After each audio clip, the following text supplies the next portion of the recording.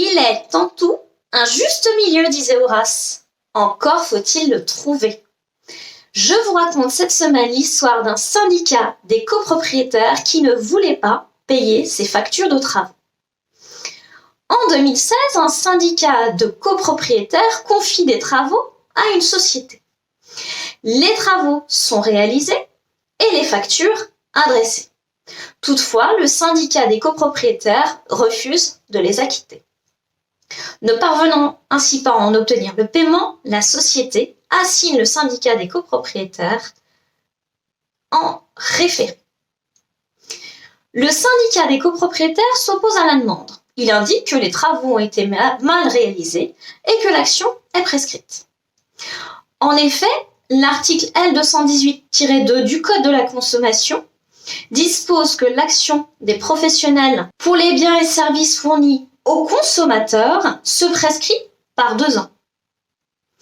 La Cour d'appel rejette les contestations du syndicat des copropriétaires. Elle retient que le syndicat des copropriétaires n'est pas un consommateur. Et elle rejette également ces contestations relatives à la qualité des travaux. Le syndicat des copropriétaires est donc condamné au paiement des factures de l'entreprise.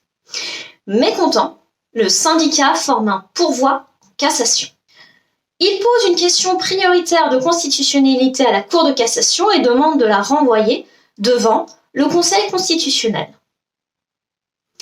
Il estime en effet qu'est contraire à la Constitution le fait de limiter les dispositions relatives à la prescription biennale aux seuls consommateurs. Le syndicat des copropriétaires est un non professionnel au sens du Code de la consommation. Et donc le syndicat voudrait profiter de ces règles relatives à la prescription de 2 ans. À votre avis, a-t-il obtenu gain de cause? La réponse est non. La Cour de cassation, dans cet arrêt du 28 septembre 2022, indique que n'est pas discriminatoire un traitement différencié de personnes placées dans des situations différentes.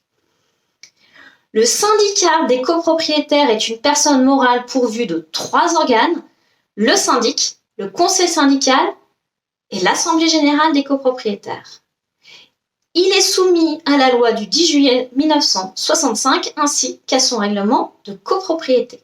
Il n'est donc pas dans la même situation qu'une personne physique. Dans ces conditions, l'article L218-2 du Code de la consommation n'est pas discriminatoire. Le syndicat des copropriétaires ne peut donc pas bénéficier de la prescription biennale et devra payer les factures dans l'entreprise de travaux.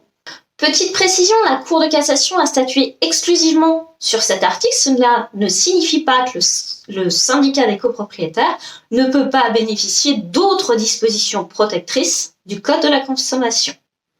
Si cette vidéo vous a plu, vous pouvez la commenter, la liker ou la partager, ça me fera très plaisir. Quant à moi, je vous dis à la semaine prochaine pour une toute autre thématique.